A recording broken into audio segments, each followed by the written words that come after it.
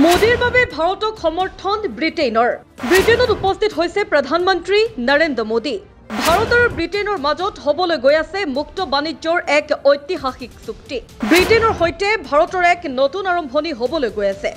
এতিয়াৰে পৰা মাত্ৰ কেইঘণ্টামানৰ পিছতে ভাৰত আৰু ব্ৰিটেইনৰ মাজত এক ঐতিহাসিক চুক্তি স্বাক্ষৰিত হ'বলৈ গৈ আছে। মুক্ত বাণিজ্য চুক্তিৰে ব্ৰিটেইনত উপস্থিত হৈছে প্ৰধানমন্ত্ৰী নৰেন্দ্ৰ মোদী। এক ঐতিহাসিক চুক্তি য'ত ভাৰত আৰু ব্ৰিটেইনৰ মাজত মুক্ত বাণিজ্য হ'ব। ইফালে বিমানবন্দৰত প্ৰধানমন্ত্ৰী মোদীক উষ্ম আদৰণিও জনোৱা হয়। আদৰণিৰ ছবিও প্ৰচাৰ হৈ থকা দেখিবলৈ পোৱা গৈছে, য'ত প্ৰধানমন্ত্ৰী নৰেন্দ্ৰ মোদীয়ে বিমানৰ পৰা নামি আহি শুভেচ্ছা গ্ৰহণ কৰি আছিল। ছবিবোৰ বিশেষ আছিল কাৰণ ভাৰতৰ প্ৰধানমন্ত্ৰী ব্ৰিটেইনত উপস্থিত হৈছে। ভাৰতৰ মূলৰ নাগৰিকৰ লগতে সাধাৰণ জনতাই ব্ৰিটেইনত ভাৰতৰ প্ৰধানমন্ত্ৰীক উষ্ম আদৰণি জনায়। ভাৰতীয় নাগৰিকৰ উৎসাহ বিমানবন্দৰৰ ছবিসমূহত স্পষ্টকৈ দেখিবলৈ পোৱা গৈছিল। ভাৰতৰ প্ৰধানমন্ত্ৰীৰ আগমনৰ লগে লগে ব্ৰিটেইনৰ সৈতে এক নতুন আৰম্ভণি হ'বলৈ গৈ আছে। লগতে তিৰংগ আৰু মোদী শ্লোগানেৰে বিমানবন্দৰ এতিয়া প্ৰতিধ্বনিত হৈ পৰিছে। উল্লেখযোগ্য যে ভাৰত আৰু ব্ৰিটেইনে মুক্ত বাণিজ্য চুক্তি স্বাক্ষৰ কৰি দ্বিপাক্ষিক সম্পৰ্ক আৰু অধিক শক্তিশালী কৰাৰ আশা কৰিছে।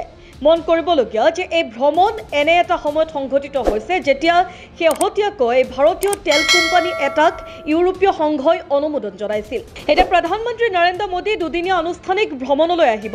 ব্ৰিটিছ পক্ষৰ সৈতে কি বিষয়ত আলোচনা হ'ব সেয়া হ'ব লক্ষণীয়। অৱশ্যে এই ভ্ৰমণৰ পূৰ্বে জাৰি কৰা বিবৃতিত প্ৰধানমন্ত্ৰী মোদীয়ে কয় যে ভাৰত আৰু ব্ৰিটেইনৰ মাজত এক সৰ্বাংগীন কৌশলগত অংশীদাৰিত্ব আছে, যে বিগত কিছু বছৰত যথেষ্ট অগ্ৰগতি লাভ কৰিছে। টুইট কৰি তেওঁ কয় যে আমাৰ সহযোগিতা বাণিজ্য, বিনিয়োগ আৰু প্ৰযুক্তি, উদ্ভাৱন, প্ৰতিৰক্ষা, শিক্ষা, গৱেষণা, বহন ক্ষমতা, স্বাস্থ্য আৰু জনসংযোগৰ দৰে বহু ক্ষেত্ৰত বিয়পি পৰিছে। ইয়াৰ লগতে প্ৰধানমন্ত্ৰী নৰেন্দ্ৰ মোদীয়ে ব্ৰিটেইন পোৱাৰ লগে লগে তেওঁৰ কিছু ছবিও শ্বেয়াৰ কৰে। আপোনালোকক কওঁ যে এই ভ্ৰমণৰ সময়ত প্ৰধানমন্ত্ৰী মোদীয়ে ব্ৰিটিছ প্ৰধানমন্ত্ৰী কেৰ ষ্টাৰমাৰ্কৰ সাক্ষাৎ কৰিব। দুয়োজন নেতাই অৰ্থনৈতিক অংশীদাৰিত্ব শক্তিশালী কৰাৰ ওপৰত আলোচনা কৰিব, যাৰ লক্ষ্য হ'ব দুয়োখন দেশৰ সমৃদ্ধ উন্নয়ন আৰু কৰ্মসংস্থাপন বৃদ্ধি। ইয়াৰ উপৰিও প্ৰধানমন্ত্ৰী নৰেন্দ্ৰ মোদীয়েও ব্ৰিটেইনৰ ৰজা তৃতীয় চাৰ্লছক সাক্ষাৎ কৰিবলৈ গৈ আছে।